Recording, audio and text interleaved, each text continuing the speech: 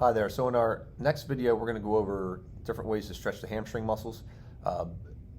Which stretch it's recommended that you do by your therapist. It might depend on a number of things. It could be that you just had a recent surgery, or balance could be a consideration, or so forth. So we're going to show a few different variations. So the first one it's called a 90-90 hamstring stretch. What you'll do is you'll lie on your back, either on your bed or on the floor.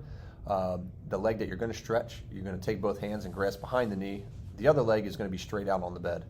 And then what you'll do is you'll start with the knee bent, and then you'll straighten the knee until you get a good stretch behind the thigh there and the hamstrings. You'll probably also feel it behind the knee and the calf a bit.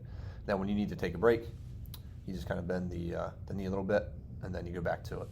You can see Kyle's pretty flexible here. You may not get that far. That's okay. You just do what you can.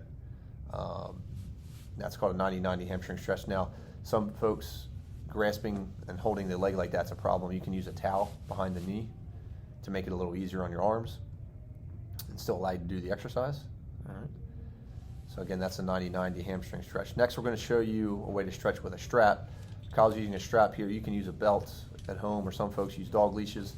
And what you'll do is you put that around the bottom of the foot, and then just bring towards your body there until you get a good stretch behind the thigh there. You can also put it, some people prefer to have it behind the ankle. That's fine. Again, most folks can't go as far as Kyle's showing here. That's okay, but that's how you do it.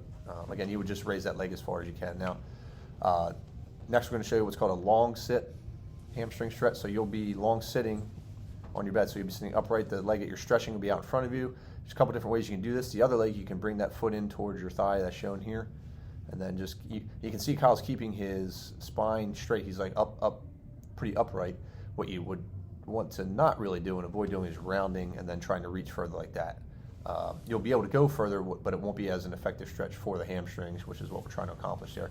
The other way to do that is to have the leg off the bed, and then it's essentially the same from there. His spine is straight. He just brings his chest towards his knee until he gets a good stretch in the back of the thigh there. Okay. And then finally, you can stand and place your heel on an object.